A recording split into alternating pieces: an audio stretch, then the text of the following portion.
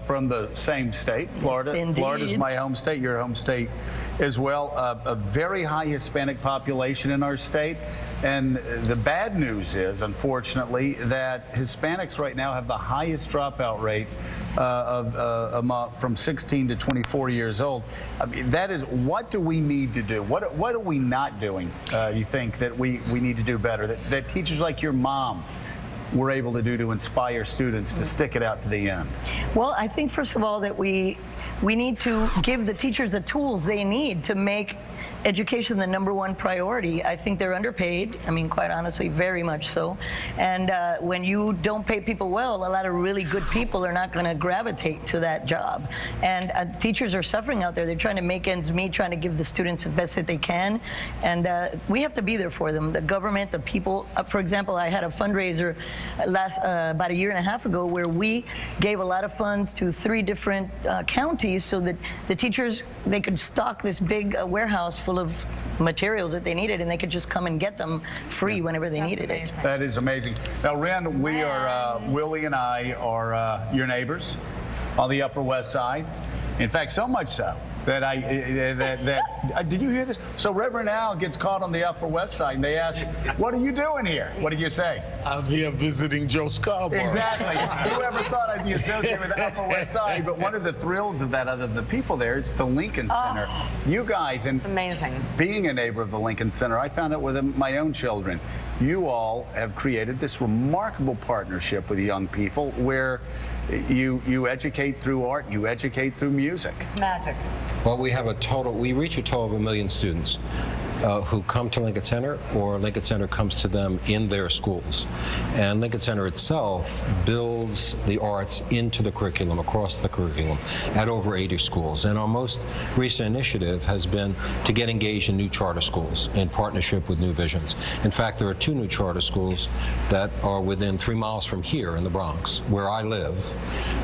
So thanks for coming to my borough. Well, you're welcome. That we are actively engaged. Specifically, what do you do? Yeah, in these 3 charter schools, what do you do in these schools? So we use the active arts as a way to engage kids.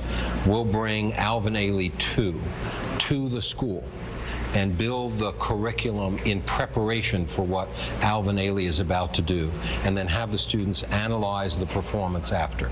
So students actually looked to 4 different performances that occurred during the course of the year and build their thinking about the arts and their imagination about the arts in anticipation of seeing professional artists come to their auditorium in their space.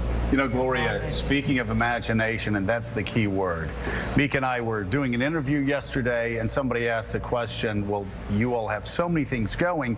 What's been the key for you, for your success? And I said, nobody knows this, but, you know, I was active as quarterback, and I was a very active athlete. But in the summer, when everybody else went to the beach, I went in my room, I closed the door, I wrote songs, I recorded music, created this great universe for me that even today helps me solve problems in the workplace. Can you talk about how the arts, which have been yanked out of schools, how what Ren is doing, the Lincoln Center is doing, talk about how important the arts is for our young students, even if they never end up being musicians. It's mind-boggling to me that the first programs that get cut are art and music, as if they had nothing to do. And math is music. I mean, when you teach a student music, you're teaching them counting. You know, everything is either 4 beats, 8 beats. They really, it broadens their mind, and art as well. You can't get people coming up with new ideas if you just lock them down to learning facts or things like that. These are the kind of things that really expand the mind in kids. And they're fundamentals. They're not extras. Yes, they are. It's frustrating to see the cuts happening in ways that they are when you cut something so fundamental that was clearly fundamental to your growth intellectually. And yet, Reverend Sharpton, you hear that out of Washington almost every day when they talk about education. Well, we can trim around the edges, gym class, art, things like that. that. So that's why it's so critical to have people like Ren running these programs that can supplement what's happening in the schools. No, I know a lot of what Ren and them are doing, and I think it's very effective. But I think what Gloria is saying is so important because music itself, it does teach math, the count that students would get in music that they may not get otherwise as well. The memorizing of lyrics. I'm always amazed when I meet a lot of the kids that can tell you verbatim every lyric in a hip-hop song, but don't know history. Well, you transfer that over. So really cutting these programs is really handicapping a lot of the educational development. I think she's absolutely right about that.